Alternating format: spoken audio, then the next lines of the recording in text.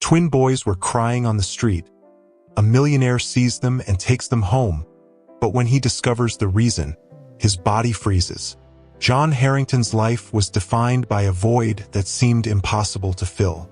3 years ago, he had lost his wife, Claire, and their son, Ethan, in a car accident, an event that left him deeply scarred and living a life that, despite its luxury, was devoid of joy. His mansion in Boston, an imposing yet silent refuge, mirrored his solitude. The wide hallways, adorned with antiques and paintings by renowned artists, no longer echoed with laughter, only the distant sound of his footsteps and the ticking of expensive clocks marking a time he could no longer enjoy. Before continuing, make sure to subscribe to the channel so we can reach our goal of 1,000 subscribers. His only constant companion was his mother, Helen, a woman with graying hair and gentle eyes who, despite her advanced age and fragile health, insisted on being there for her son. She was cared for by Martha, the family's longtime housekeeper, who had practically become a second mother to John. Despite the physical comfort, the mansion lacked something money could never buy: life. John spent his days buried in work, coming home late at night, unable to face the silence that awaited him. Helen often tried to talk to John about moving forward, encouraging him to make space for love or, at the very least, to let the memory of Claire and Ethan strengthen him instead of consuming him. But John refused to change, convinced that his pain was the only way to remain connected to what he had lost. Each time Helen tried, he would respond with a sad smile and an empty promise that someday things might improve. Deep down, he didn't believe it. One particularly cold and rainy night, John was driving home after another long day at work. Rain pounded furiously against the windshield, and the rhythmic sound of the wipers broke the car's silence. He liked driving alone, using the commute to organize his thoughts and prepare himself for the emptiness that awaited him at his mansion. The usual route was nearly deserted, save for a few dim streetlights barely illuminating the road. As he turned a corner near a quieter neighborhood, something caught his attention. Two small figures sat on the curb, huddled together and shivering in the rain. John slowed the car, frowning. As he got closer, he realized they were two boys, identical in appearance, clinging to each other as if trying to stay warm. Their clothes were soaked and tattered, their faces pale and streaked with tears. The sight made John's heart race. He pressed the brakes, turned on the hazard lights, and stepped out, pulling his coat tightly around himself to shield against the rain. "Are you two okay?" he asked, his voice firm but filled with genuine concern. The boys looked up at him, startled. They didn't respond immediately, only clinging to each other more tightly. The smaller one, or perhaps just the frilier of the two, whispered in a trembling voice, We don't have anywhere to go." John felt a lump form in his throat. The scene tugged at something he had buried deep within himself. He crouched to their level, trying to appear less intimidating. "It's cold out here. You need a place to rest. Can I help you?" John said, extending his hand toward them. The boys hesitated, exchanging wary glances. After a few seconds, the older one finally nodded, still holding his brother's hand tightly. John opened the back door of his car and helped them inside, taking off his coat and draping it over them to try and warm them up. Once he returned to the driver's seat, he glanced at the rearview mirror. The boys were still shivering, but now there was a faint glimmer of hope in their eyes. "My name is John. What are your names?" he asked. After a brief pause, the older boy answered, "I'm Lucas, and he's Liam." John nodded, his lips pressing into a sad smile. As he drove back home, his mind raced. Who were these children? What had they gone through to end up like this? But, more than anything, one question haunted him. Why did this scene stir something so deeply within him? When John arrived at the mansion, the automatic gate creaked open, and he drove up to the entrance, bathed in the warm glow of the exterior lights. The boys, still wrapped in his coat, stared wide-eyed at the imposing house. It was as if they'd never seen anything so grand. When the car came to a stop, John stepped out, walked around, and opened the back door, offering his hand. "Come on, it's safe here," he said, his tone gentle and reassuring. The brothers climbed out cautiously, their steps tentative. Liam clung tightly to Lucas's hand, as if letting go was unthinkable. John led them inside, where the warmth of the house embraced them like a blanket. Martha, the housekeeper, appeared in the main hallway, adjusting her glasses as she noticed John wasn't alone. "Who are these children, Mr. Harrington?" she asked, surprise written all over her face. "They need help, Martha," John replied. "Please prepare something warm for them to eat. They're starving. And if you can find some of Ethan's clothes, I think they'll fit." Martha hesitated for a moment but quickly nodded. She knew the weight of John's grief, and the mere fact that he mentioned his son's name seemed like a small miracle. As the housekeeper left to gather the clothes and food, Helen slowly descended the staircase, leaning on the railing for support. "John, what's going on? Who are these boys?" she asked, her voice soft but curious. John sighed, his gaze fixed on the two boys now standing in the entryway, dripping water onto the marble floor. "I found them on the street, Mom.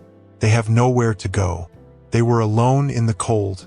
I couldn't just leave them there." Helen stepped closer, her expression softening as she looked at the boys. Despite her frail health, she bent slightly to get closer to their level. "You're safe here. There's no need to be afraid," she said gently, coaxing a shy, small smile from Liam.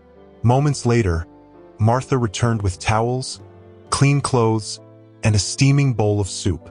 The boys were led to a nearby bathroom to clean up. John remained in the living room, restless. Every step the boys took through the house seemed to awaken memories of Ethan running down those same hallways. When they returned, now clean and dressed, the brothers sat at the table and devoured the soup as though they hadn't eaten in days. Helen, seated beside them, watched with a mix of concern and tenderness. John stood by the window, staring out at the dark garden, though his thoughts were elsewhere. He knew something wasn't right. These boys weren't just hungry or homeless. There was something deeper, something he didn't yet understand. After the meal, Liam rubbed his small hands over his eyes, signaling the exhaustion that the turbulent night had brought. Lucas, though trying to stay alert, was already nodding off, his head drooping as sleep overtook him. Helen, her maternal instincts still strong, rose slowly and placed her hands gently on their shoulders. "It's time for bed, little ones. You need to rest," she said softly. Martha, standing nearby, looked to John for guidance. He hesitated for a moment, then pointed toward the stairs. "Take them to Ethan's room," he said. The words came out as almost a whisper but carried an immense weight. It was the first time, since the accident, that he allowed anyone into that untouched space. Martha paused, but Helen gave her a gentle nod of approval. The boys were led up the stairs, still holding hands tightly. When they entered the room, Lucas and Liam's curious eyes roamed over the space. It was warm and inviting, with a large bed draped in a blue quilt, shelves filled with books, and toys that seemed to have been left mid-play, as if their owner had only stepped away for a moment.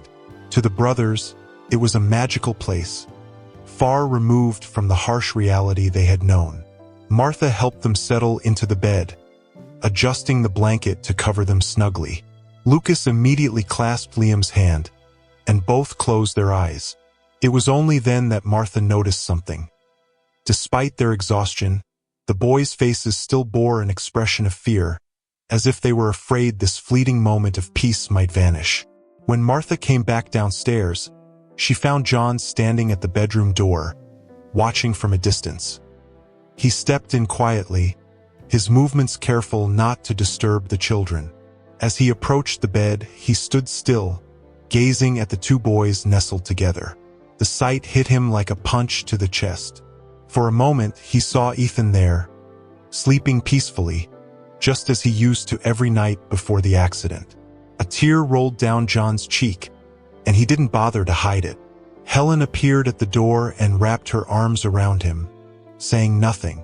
After a few seconds, she broke the silence. "You're doing something good, John. Something the universe will recognize," she said softly. He nodded, though his emotions were a tangled mess.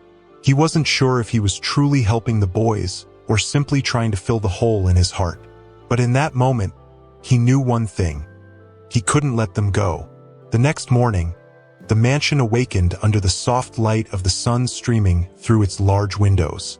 Helen was the first to rise, as always, and despite her advanced age, she slowly made her way down the stairs, holding onto the railing for support. Martha was already in the kitchen preparing coffee when she heard light footsteps behind her.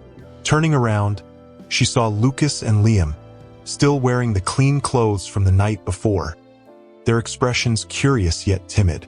"Good morning, boys," Martha greeted warmly, a kind smile lighting up her face. "Did you sleep well?" The two nodded but remained silent. Martha poured them 2 cups of warm milk and set out slices of buttered bread. The boys sat at the table eating quietly, but there was a noticeable softness in their demeanor, a hint of their initial fear beginning to fade. Helen entered the kitchen holding a small box in her hands. When she saw the boys, her eyes glimmered with tenderness. "I thought you might like this," she said, placing the box on the table. Lucas and Liam exchanged curious glances as Helen opened the lid to reveal a set of Lego pieces and a toy car track. It was part of Ethan's collection, carefully preserved all these years. For a brief moment, Helen's eyes glistened with unshed tears, but she took a deep breath and smiled warmly at the boys. "Shall we play?" The boys looked at each other, surprised and hesitant, but soon their childlike excitement overcame their apprehension. Helen led them to the living room, spreading the Lego pieces across the rug and setting up the car track. Liam, now more at ease, began stacking the Lego pieces into towers, while Lucas focused intently on arranging the toy cars. Helen, seated on the floor beside them, seemed rejuvenated, as though the moment had given her a burst of energy she hadn't felt in years. When John came home later that afternoon, he opened the living room door and froze, startled by the scene before him. His mother, usually reserved and fragile, was sitting on the floor, laughing softly as she helped Liam build a tall tower. Lucas was launching cars around the track, cheering with delight every time one completed a successful lap. John stood motionless for a few moments, unable to speak or move. It was as if this moment had brought a light into the mansion, a light he hadn't seen since Ethan's passing. Martha appeared by his side, a knowing smile on her face. "It's good to see, isn't it?" she whispered before motioning for him to follow her to the kitchen. "Mr. Harrington," Martha began in a serious tone, "I overheard the boys talking this morning. They mentioned that they ran away from an orphanage because they were being mistreated." John frowned deeply, his heart tightening at her words. "There's more," Martha added. "They said they were going to be separated. One was going to be adopted and the other wasn't. That's why they ran away." A chill ran down John's spine. Separate them? How could anyone even consider such a thing? He glanced back toward the living room, where the boys were laughing carefree for the first time. Something inside him solidified. He knew he couldn't let that happen. After his conversation with Martha, a growing weight settled on John's chest. He needed to fully understand what had happened to Lucas and Liam, but he knew pressing them for answers might scare them. Instead, he decided to wait until they felt safe enough to share more. During dinner, the atmosphere was light. Helen talked about how she had won a toy car race against Liam, who giggled shyly while Lucas simply observed, still more reserved. Later that evening, as the boys were heading upstairs to their room, John gently called out to Lucas. "Can we talk for a minute?" he asked, crouching slightly to be at the boy's eye level so as not to intimidate him. Lucas hesitated, glancing at Liam, who was already at the top of the stairs. With a small nod, he stepped back down and stood in front of John, his hands nervously fidgeting with the hem of his shirt. "You don't have to be afraid," John said softly. "I just want to know more about you. What happened before I found you that night?" Lucas bit his lower lip, his eyes glistening with tears he was trying hard to hold back. For a few moments it seemed like he might run, but then he began to speak, his voice low and hesitant. We lived in an orphanage. It wasn't good there. They yelled at us a lot. Sometimes they hurt us." John clenched his fists discreetly, trying to contain his anger at the thought of anyone harming such young children. "They said they were going to take Liam away," Lucas continued, his voice trembling. "I was going to be left there alone. I couldn't let that happen. So we ran away at night. We didn't know where to go." The boy's words were laden with fear and desperation. John ran a hand through his hair, the weight of what he had just heard settling heavily on him. "You did what you had to do to stay together, Lucas. I won't let anyone separate the two of you," John said firmly. Lucas looked up, surprised by the promise. For the first time, John saw a faint glimmer of trust in the boy's eyes. "Now go get some rest, all right? Tomorrow's a new day." Lucas nodded and climbed the stairs, disappearing down the hallway. Once John was alone, he made his way to the living room, where Helen was still sitting with a cup of tea. He shared with her everything Lucas had revealed. Helen listened in silence, her eyes filled with sadness and concern. "They need you, John," she said, reaching out to hold her son's hand. "They came here for a reason." John knew she was right, but what could he do? He was up against a system he didn't understand, with laws that likely wouldn't favor him. He sighed, feeling more lost than ever. John spent much of the night in the mansion's study, a spacious and elegant room lined with shelves full of books and dominated by a massive dark wooden desk. Seated in his leather chair, he stared at the computer screen, but his mind was elsewhere. Lucas's words echoed in his head. "I couldn't let that happen." He kept thinking about what he could do for those children, who had already endured more pain than anyone their age should. Finally, he decided to seek guidance. He called his longtime friend and attorney, Michael Donovan, explaining the situation. On the other end of the line, Michael listened attentively, interjecting only to ask pointed questions. "John, I'll be straightforward with you. Sheltering these children without notifying the authorities could be considered kidnapping, even if your intentions are good. If you really want to help, we have to act within the law," Michael said. The response hit John like a bucket of cold water. He hadn't considered the legal implications until that moment. "But Michael, I can't just hand them back to an orphanage where they were mistreated. That's not right." "I agree with you," Michael replied, "and there are alternatives. But first, we need to gather evidence of what they've been through.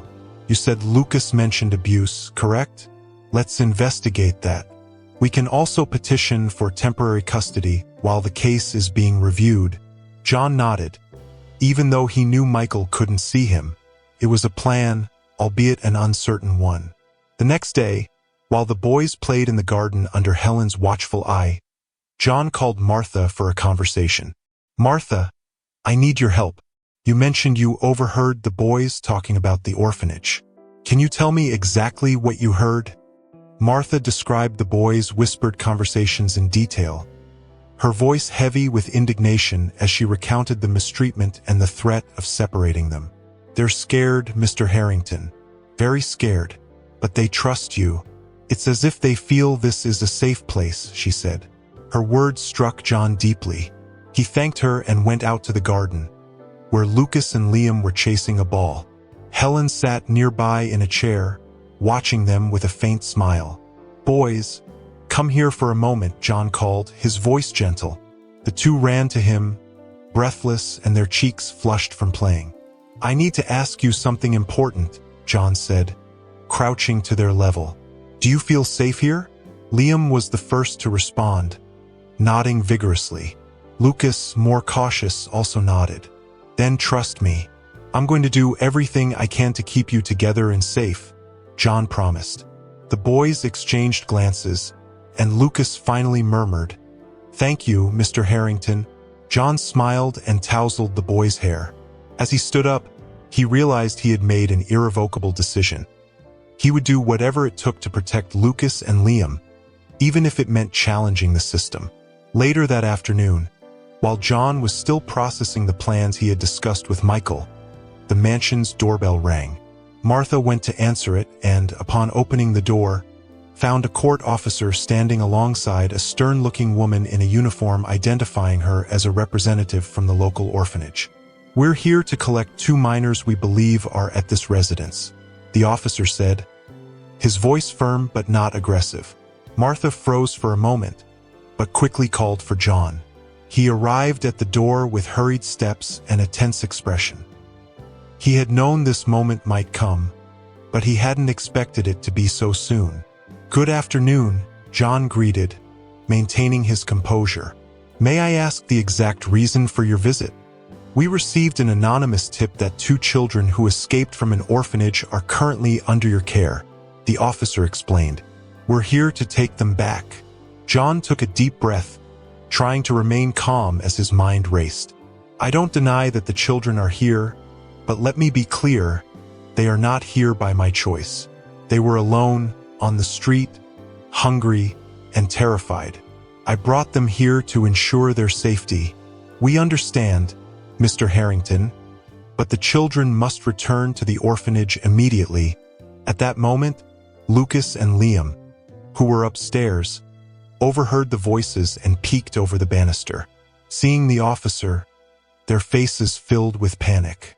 Without hesitation, they bolted toward the back of the house, trying to find a place to hide. "They're scared," John said, turning to the visitors. "Doesn't that tell you anything?" The woman from the orphanage stepped forward, visibly irritated. "Mr. Harrington, we're just doing our job. These children don't belong to you." John felt his blood boil but forced himself to remain composed. "Belong? They're children, not possessions. I'm asking for the opportunity to present my case before any decisions are made that could traumatize them further." Before the conversation could continue, a door slammed loudly in the distance. John immediately knew the boys had escaped through the back door. Without hesitation, he excused himself and ran after them. Outside in the garden, he found Lucas and Liam hiding behind a shed, their faces streaked with tears. When they saw him, they ran into his arms, hugging him so tightly that he nearly lost his balance. "Please don't let them take us," Liam pleaded, sobbing. "We don't want to go back." John held them close, his heart breaking at their desperation. He gently stroked their hair, trying to soothe them. "I promise you this. I will do everything in my power to make sure that doesn't happen. But you have to trust me and not run away again. Okay?" The boys nodded through their tears, and John led them back inside the house. The officer and the woman were still waiting, now visibly annoyed. "The children are scared," John said firmly. "I want to consult my lawyer before any further action is taken. And until then, they stay here." The officer exchanged a glance with the woman, and after a few seconds of tense silence, he replied, "Very well, Mr. Harrington. But be aware that this case will not be ignored." The 2 visitors left, leaving behind a palpable tension. As the door closed, John felt his legs weaken, but he quickly regained his composure. He looked at the boys, who were now clinging to Helen, and realized he had stepped into a battle far greater than he had anticipated. That night, the mansion seemed cloaked in an uneasy silence. Lucas and Liam slept in Ethan's room, but their restless expressions revealed that fear still lingered. John, however, remained awake, pacing back and forth in the living room. Helen watched him from her favorite armchair, a cooling cup of tea in her hands as she searched for words to comfort her son.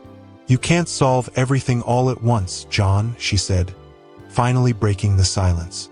"But you've already taken a big step. The important thing is that they know they're not alone." John sighed, rubbing his face with his hands.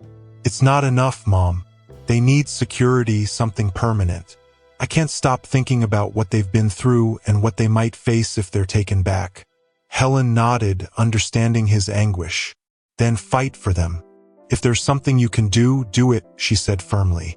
The next morning, John received a call from Michael, who had already begun working on the case. There's good news and challenges, the lawyer said bluntly. I managed to gather some preliminary information about the orphanage. There are records of anonymous complaints about mistreatment, but no formal investigation has ever been conducted. This gives us a basis to question the safety of the place, but we'll need direct testimonies. John frowned, processing the information. And what about the children? The law isn't straightforward in these situations, Michael explained. But since you're already caring for them, we can petition for temporary custody based on their emotional well-being and the need to keep them together. The bigger challenge will be proving your intention to adopt or provide a stable home. Without that, the judge might order them to be relocated to another shelter. John was silent for a moment, his mind racing, before responding with determination. Do whatever it takes. I'll adopt them both. Michael took a deep breath, surprised by John's sudden decision, but he didn't question it. All right, I'll file for temporary custody today. Be prepared for a long process. After ending the call, John went to the bedroom where Lucas and Liam were still asleep. He entered quietly and sat in the armchair by the bed. He watched them for a while, noting how, even in rest, they seemed on edge, as if the weight of the world never truly left their small shoulders. When Liam began to stir, waking slowly, he noticed John and offered a shy smile. Good morning, John said softly, keeping his voice low so as not to wake Lucas. Liam rubbed his eyes and whispered, Are you going to send us away? The question pierced John's heart like a blade. He took the boy's small hand in his and replied firmly, No, Liam, I'll never send you away. Liam's eyes shimmered with tears, but he didn't cry. He simply nodded and squeezed John's hand tightly. Later, Helen prepared a special breakfast for the boys, and the mansion was filled with an energy that had been absent for far too long. Still, beneath the surface, everyone knew the real battle was yet to come. The next day began with a palpable tension. John had informed everyone of an important meeting with his lawyer, and Martha agreed to look after the boys during his absence. Helen, on the other hand, appeared calm, as if she had complete faith that John would make the right decisions. Before leaving, John knelt in front of Lucas and Liam, who were sitting on the couch, their eyes fixed on him. I need to be away for a few hours, but I promise I'll be back soon. You'll be safe here with Martha and my mom, he assured them.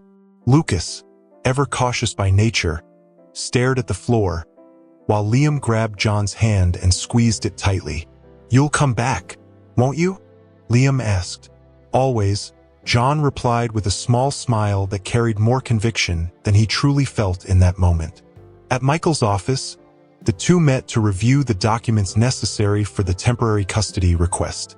The stack of paperwork was daunting, but John signed every single page without hesitation. You're really committed to this, aren't you? Michael asked, observing the determination etched on John's face. I've never been more certain about anything in my life, John replied as he handed back the signed documents. Michael nodded, acknowledging the seriousness of his friend's resolve. Then let's do this right. I've scheduled a hearing for tomorrow afternoon. We'll present the case to the judge, and with any luck, we'll secure at least temporary custody.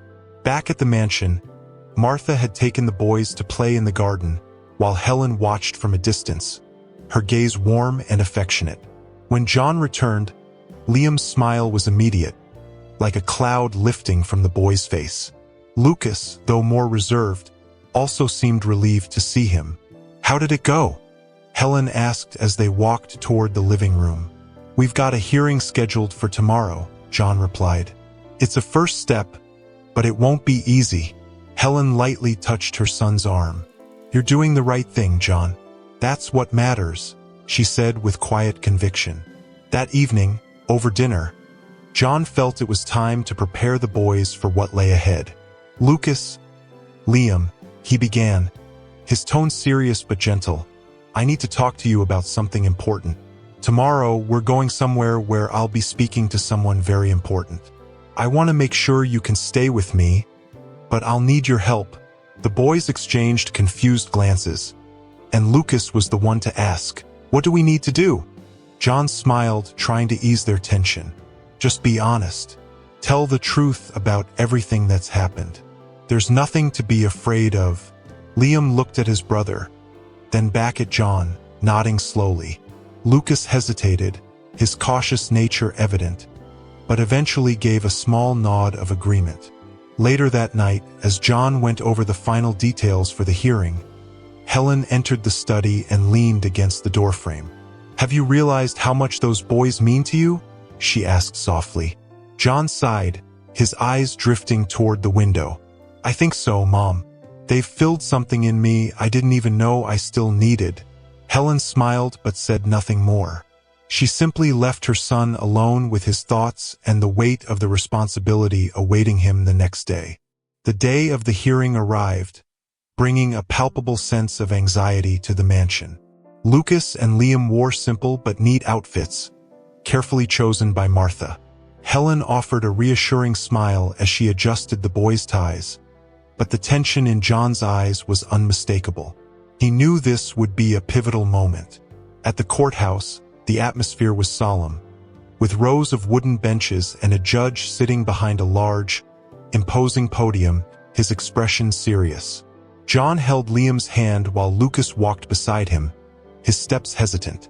Michael was already there, going over the final details of the paperwork. "Remember, just be honest and answer only what you're asked," Michael said to the boys in a gentle tone. When the hearing began, the orphanage's attorney presented their case, arguing that the children should return to the institution since they were under the state's jurisdiction. Mr. Harrington had no legal authority to take these children into his care without notifying the proper authorities, the attorney stated coldly. Michael immediately countered, emphasizing the mistreatment the children had reported and arguing that returning them to the orphanage could pose a physical and emotional risk. "Your Honor, we are requesting temporary custody of these children while the orphanage is investigated. They fled a hostile environment and have found a safe, loving home with Mr. Harrington," Michael argued. The judge, his expression impassive, requested to hear from Lucas. The boy hesitated but, seeing John's encouraging gaze, stepped forward to the witness stand. "Lucas, can you tell us why you and your brother ran away from the orphanage?" Michael asked in a calm, steady tone. Lucas swallowed hard before answering, his voice quiet but resolute. They hit us, yelled at us, said bad things, and they were going to separate us. I couldn't let my brother stay there alone." The silence in the courtroom was almost tangible. Even the orphanage's attorney seemed momentarily thrown off. "And how do you feel living with Mr. Harrington?" Michael asked. Lucas looked directly at the judge, his eyes brimming with emotion. "We're not scared there. He takes care of us." When Liam was called to testify, he clung to John's hand before making his way to the stand. With simple but sincere words, he confirmed everything Lucas had said. After hearing the testimonies, the judge paused to evaluate the arguments presented. The silence in the courtroom felt interminable until he finally spoke. "After considering the information and the testimonies, I am granting Mr. Harrington temporary custody of Lucas and Liam. This case will be reviewed in 90 days, pending the results of the orphanage investigation and the progress of this guardianship." Relief was immediate. Lucas and Liam ran to John, throwing their arms around him. He held them tightly, his smile filled with emotion, while Helen, watching from the back of the room, discreetly wiped away her tears. As they left the courthouse, Michael placed a reassuring hand on John's shoulder. "That was a good start. Now we need to make sure the next step works in your favor." John nodded, his gaze resting on the boys, who now seemed lighter, as if a shadow had been lifted. He knew the fight was far from over, but for the first time in years, he felt there was something worth fighting for. The days following the hearing brought a mix of relief and new responsibilities for John. Now, with temporary custody of Lucas and Liam, he understood he needed to prove himself as the ideal guardian, emotionally and legally. The mansion, once a place of silence and emptiness, was beginning to feel alive again. One morning, John came down to the kitchen and found Helen helping the boys make pancakes. The table was a mess of flour, cracked eggs, and laughter. Helen seemed more animated than ever, patiently guiding the boys while Liam tried to balance a spoonful of batter, laughing at his own clumsiness. "Good morning," John said, leaning against the doorway and watching the scene with a smile he hadn't realized he was wearing. "Dad, look what we made," Liam exclaimed, holding up a misshapen but perfectly golden pancake. John froze for a moment, surprised by the word Liam used. He glanced at Helen, who returned his look with a warm expression, before kneeling beside Liam. "It looks amazing, champ. Can I try it?" Liam nodded enthusiastically, while Lucas, still more reserved, watched the interaction curiously. John noticed the slight hesitation in Lucas's eyes, as if he wasn't entirely convinced this new reality was permanent. During breakfast, John made a decision. He would take the boys shopping for new clothes. Though they had Ethan's old clothes, he felt it was important to give them something that was entirely their own. Later, at the mall, Liam was captivated by the toy store displays, while Lucas appeared more reserved, almost uncomfortable with the idea of getting something new. John noticed this and crouched down to speak with him. "Lucas, you can choose whatever you like. Don't worry about anything," John said gently. The boy hesitated but eventually picked up a simple blue t-shirt, holding it as if it were a treasure. "This one's fine," he said softly. John nodded, understanding that even small gestures like this held immense meaning for the boys. When they returned home, the boys spent the afternoon playing in the garden with their new toys. Helen watched them while sewing on the porch, and John, sitting beside her, let out a deep sigh. "I don't think I've ever felt this way before. It's like they've brought back something I didn't even know I was missing," John admitted. Helen smiled, placing her hand over his. "You're letting love back into your life, John. That's what you needed." That night, as John tucked the boys into bed, he read them a story. It was something he used to do with Ethan, and for a moment he felt the familiar pang of loss. But as he looked at Lucas and Liam sleeping peacefully, he realized he now had a new purpose in his life. The next chapter of John's journey brought a new challenge, confronting the system that had failed Lucas and Liam. With temporary custody secured, he felt the need to go further, not only to protect the boys, but to ensure that no other child would endure the horrors they had faced in the orphanage. That morning, after leaving the boys playing under Helen and Martha's supervision, John drove to the local police station to file a formal complaint against the orphanage. He was greeted by Detective Karen Moore, a woman with a firm demeanor and a determined gaze. "Mr. Harrington, I've heard about your case," Karen began, reviewing the documents John had provided. "Complaints against this orphanage aren't new, but so far, no one's been able to push forward with a solid investigation." "Then maybe it's time to change that," John replied firmly. "I have the boys' testimonies, and I'm certain others have experienced the same." Karen nodded, jotting something down in her notebook. "We'll need more information and, if possible, additional testimonies. Would you be willing to assist with anything necessary?" "Absolutely," John said without hesitation. Karen explained that a formal investigation would take time, but there was room to begin a preliminary review. She promised to reach out as soon as she had any updates. Back at the mansion, John found Lucas sitting alone in the garden, watching the cars pass by on the distant street. He walked over and sat beside the boy, who stayed silent for a few minutes before speaking. "Do you think they'll try to take us back?" Lucas asked, his voice low. John took a deep breath, carefully choosing his words. "Not if I can help it. I'm fighting for you and Liam, Lucas, and I won't stop until you're completely safe." Lucas turned to look at John, his eyes reflecting a mix of hope and skepticism. "Do you promise?" "I promise," John replied, placing a hand on the boy's shoulder. Meanwhile, in the kitchen, Liam was helping Helen make cookies, laughing at his clumsy attempts to use the rolling pin. For Helen, these simple moments were precious. She felt the boys had brought a new light into her life, and every day with them felt like a blessing. As night fell, John received a call from Karen. "Mr. Harrington, I managed to speak with a former employee of the orphanage. He confirmed part of the allegations and is willing to testify. Additionally, we've gained access to some internal records that could prove useful." "That's great news, Detective Moore. What's the next step?"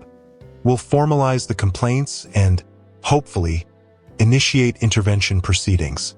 But be aware that there might be resistance, both from the people in charge and the system itself." "I'm prepared for that," John said, feeling a renewed sense of determination. After ending the call, he returned to the living room, where Helen was reading a story to Liam. Lucas, who seemed more at ease each day, lay beside his brother to listen to the end of the tale.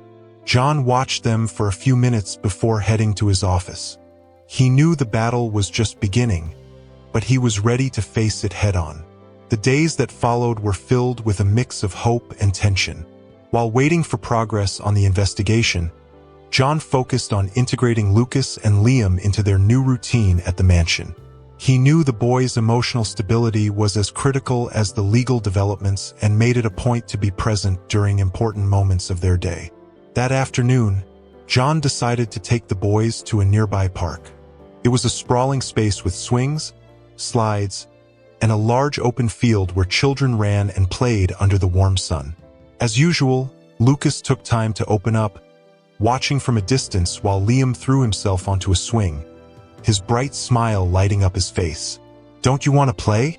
John asked, crouching beside Lucas. The boy shrugged, avoiding John's gaze. "I'm not used to it." John gently placed a hand on his shoulder. "There's no rush, but just know that here, you can have fun without worrying about anything." Lucas glanced over at Liam, who was now laughing loudly as he slid down the slide, and for the first time he gave a small smile. A few moments later, he stood up and hesitantly walked toward his brother, who immediately pulled him into the game. As the boys ran around the park, John sat on a nearby bench, watching with a serene expression. It was a relief to see Lucas and Liam beginning to act like children again, even if only for fleeting moments. Helen, who had insisted on coming along, approached and sat down beside him. "They're starting to believe they're loved," she said, watching the boys. "That's more significant than you might realize." John nodded, but his mind remained preoccupied with the investigation and what might happen if the orphanage pushed for their reintegration. On the way home, Lucas finally spoke, surprising John. "Dad, do you think we can come back here another day?" John's heart skipped a beat at hearing Lucas call him Dad for the first time. Holding back his emotions, he responded with a warm smile. "Of course we can, anytime you want." That night, as the boys slept, John received another call from Karen. "Mr. Harrington, we've made progress with the investigation. The records show financial inconsistencies and evidence of neglect by the administration. We've also reached out to 2 more former employees who confirmed the allegations of mistreatment. Does this mean we have a real chance of shutting that place down?" John asked, hope swelling in his chest. "We're getting close," Karen replied, "but we'll need an official testimony." Would the boys be willing to speak? John hesitated.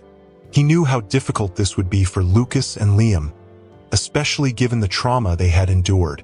But he also understood that if they wanted to create real change, this would be a crucial step. After ending the call, John went to the boys' room. He sat in the chair beside their bed, watching them sleep peacefully. He knew that the decision to ask for their testimony had to be handled carefully. He didn't want to pressure them, but understood the importance of giving a voice to the children who had suffered under that broken system. The next morning, John knew it was time to talk to the boys about the possibility of testifying. It was a delicate matter, and he wanted them to know they had the freedom to choose.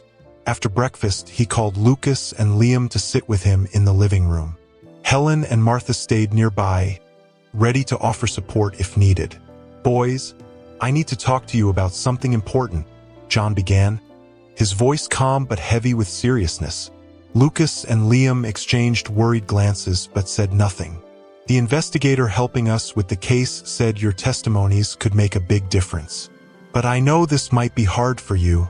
Liam, sitting close to his brother, squeezed his hand tightly, his eyes wide with fear. "Do you want us to go back there?" he asked, his voice trembling. "No, absolutely not," John responded quickly, reassuring him. "No one will take you back there. This is just about telling your story, but only if you feel ready to do it." Lucas remained silent, deep in thought, his face showing the struggle with painful memories. After a long pause, he finally spoke. "If it helps other kids not go through what we did, I'll do it." John felt his chest tighten with both pride and sadness. He knew how much that decision weighed on Lucas, who always seemed to take on the role of protector for his younger brother. "I'll do it too," Liam exclaimed, his eyes shining. "If Lucas does it, I'll go too."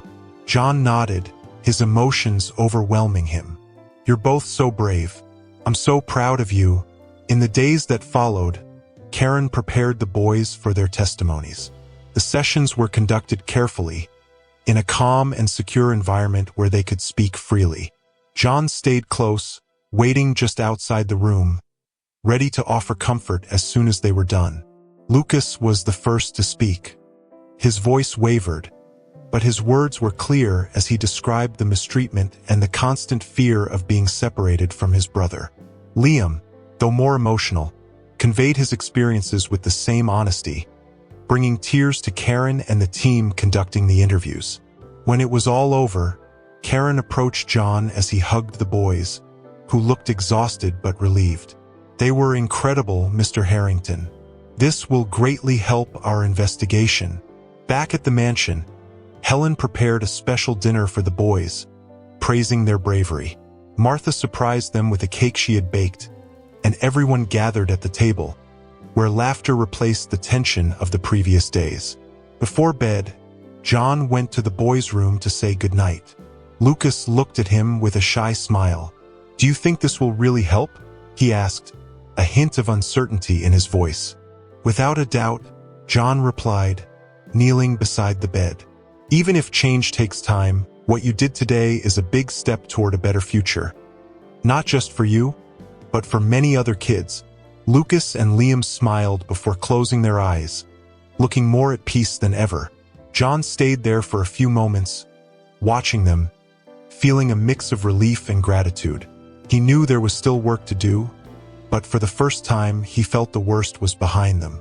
A few months later, the battle against the orphanage reached its climax.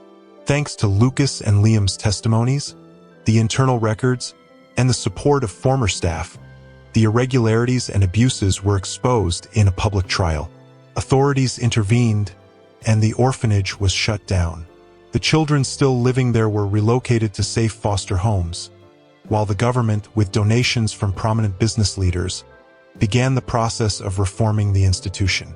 For John, the closure of the orphanage was a significant victory. But the true triumph came weeks later when the court granted him the final adoption of Lucas and Liam. The decision arrived in a simple envelope delivered by Michael, who appeared at the mansion with a discreet, satisfied smile. "Congratulations, John. You're officially their father now," Michael said. John held the envelope for a few seconds before opening it, as if trying to absorb the magnitude of the moment. When he finally read the words on the document, tears streamed down his face uncontrollably. He walked to the garden, where Lucas and Liam were playing in a treehouse he had built for them weeks earlier. "Boys," he called, his voice filled with emotion. The two hurriedly slid down the rope, laughing and covered in dirt, completely unaware that something monumental was about to happen. "What is it, Dad?" Liam asked, his eyes sparkling with curiosity. John knelt down and held out the document, trying to keep his tears in check. "You're officially my sons now." Lucas and Liam froze for a moment, as if processing what he had just said. Then, Almost in unison, they ran to him, throwing their arms around him tightly and shouting with joy. "We knew you wouldn't give up on us," Liam exclaimed, his voice muffled by the embrace. Helen and Martha, watching from the porch, couldn't hold back their tears. For Helen, this was more than just a victory. It was a new beginning for John and the boys, who now had a future full of possibilities. The celebration continued that evening with a special dinner prepared by Martha and a long conversation at the table, filled with laughter and shared stories. For the first time in years, the mansion felt full of life. In the months that followed, as things began to settle, John decided to use his influence to help reform the foster care system. He partnered with Karen and other community leaders to create a support fund that would ensure better conditions for children in vulnerable situations. Lucas and Liam, now happy and well-adjusted to their new lives, often accompanied their father to charity events, showing others that change was possible. On a starry night, as they sat together in the garden, Liam looked up at John and asked, "Do you think Mom and Ethan are watching us from heaven?" John smiled, feeling the familiar pang of longing, but this time it was mixed with a sense of peace. "I'm sure they are, and I think they're very proud of all of us." Lucas and Liam moved closer, wrapping their arms around their father.